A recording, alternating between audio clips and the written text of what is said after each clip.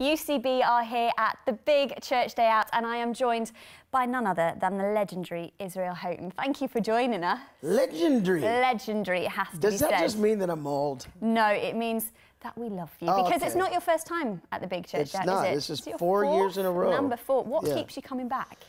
The amazing beans and mushrooms for breakfast, basically.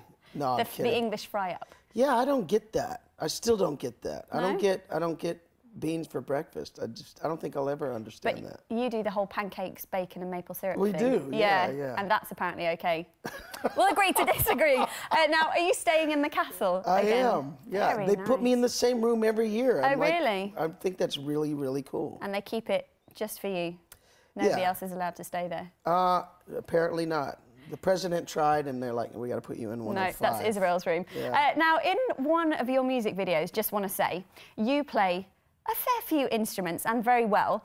Are there any instruments that you don't play that you would like to?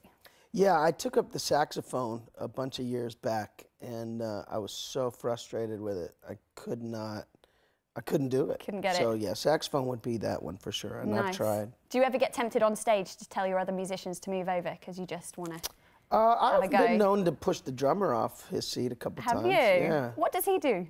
Does he just move over? He just moves over.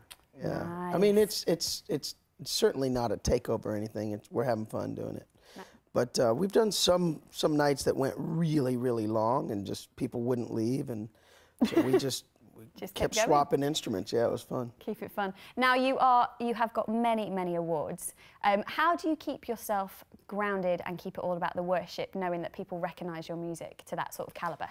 Yeah, I mean, I think that's always a balance, because I really love leading worship, and so I understand that for me is my highest calling, and the whole objective of leading people in worship is being looked through, not being looked at, but really being a lens that shows the way to Jesus.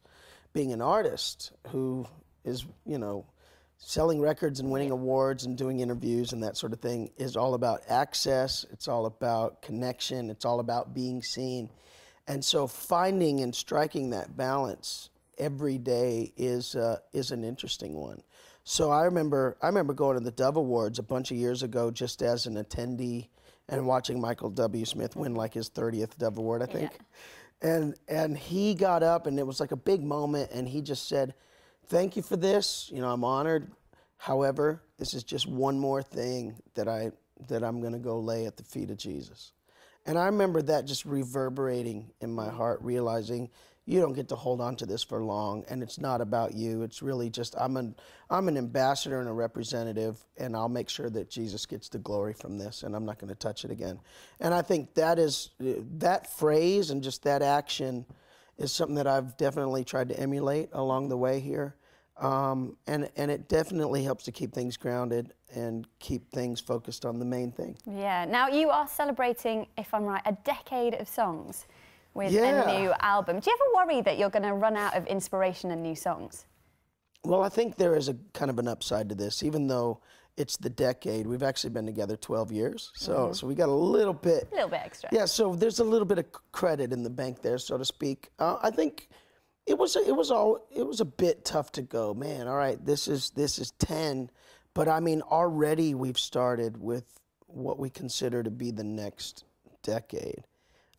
Back in 2010, because we started in 2000 together, and now we're at 2012. So we've recorded some new stuff, feeling really good about that material, and I don't know, I think you release yourself of the pressure of how do I top the last thing we did, and you just go, how do we honor God and stay grounded and focused in our writing. Keeping the main thing. There you go. Back to that. Now, Israel Houghton and New Breeds came together again in February, didn't you? How was that for your first live recording for 5 years? Yeah, so it was the first live record we had done in 5 years, and it's funny because over the last 5 years I've done a lot of different interviews and done a couple solo records, one here in London at Abbey Road, with my same team. But everybody's like, oh, they've broken up, and where's New Breed? Yeah. I'm like, no, we're all together. We just did some branding things, if anything. But we were excited about the idea of doing a new live record. And so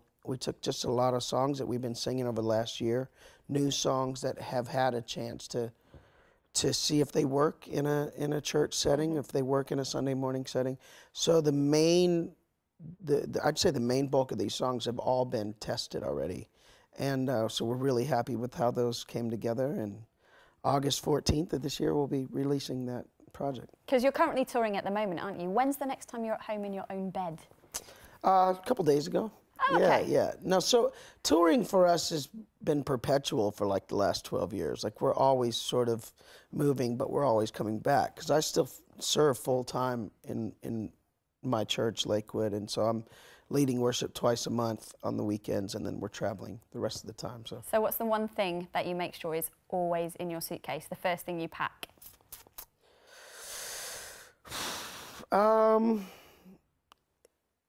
A hat or two. It seems like I'm always got a hat on. Yeah. Just makes life a bit easier. Now, Israel. A hat and a brush.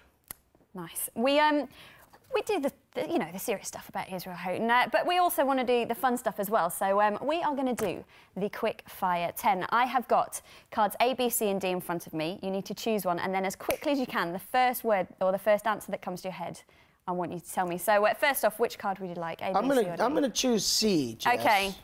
We will go with question C. Here we go. Israel Houghton, Big Church Day Out, UCB. You ready for your quick fire 10? I think I am. Here we go. Okay, number 1. If you met a tribesman from the deepest, darkest Peru who had never owned a radio or seen a music video, describe your music to him in one sentence. In English? Yes. Does he understand English? Yes, he would understand it if you explained it to him. Magically, miraculously understand God's good. it. I would say it is good news music that can't be categorized. Nice. Number 2, what was the first record you ever bought? Stevie Wonder, Songs in the Key of Life. Number 3, what is your favourite sport to watch? American football. Of course. Number 4, which comes first for you, the lyric or the music? They actually come together for me in most cases. Okay. Number 5, how many times did it take you to pass your driving test, if you drive?